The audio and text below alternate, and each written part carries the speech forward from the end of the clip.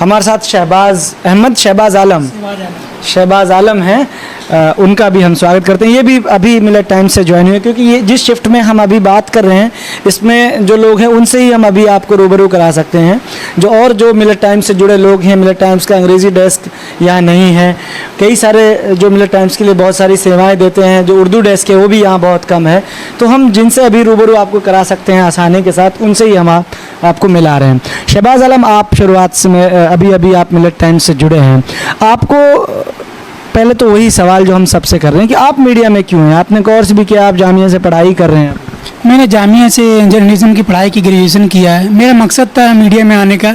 जो मतलब यहाँ जो प्रॉब्लम होती है, सरकारें वहाँ तक पहुँच नहीं पाती है, तो हम जाके वहाँ ग्राउंड रिपोर्ट के मतलब सामने ला सकते हैं। जो सरकार मतलब सरकार के सामने जब वो प्रॉब्लम आती है उसको सोल्व करते हैं लोग। बिल्कुल, जब मीडिया किसी मुद्दे को उठाता है तो उसके बाद वो चीज़ संज्ञान में आती है और उसके बाद फिर उस पर कुछ ना कुछ काम होता है। कई बार ऐसा होता है कि कोई किसी पर अत्याचार होता है, जुल्म होता है, फिर उसको जो है इंसाफ लाया जाता है उसको सामने, तो सरकारें दूर करती हैं उसको, और NGO वगैरह भी उसको काम करके दूर करते हैं।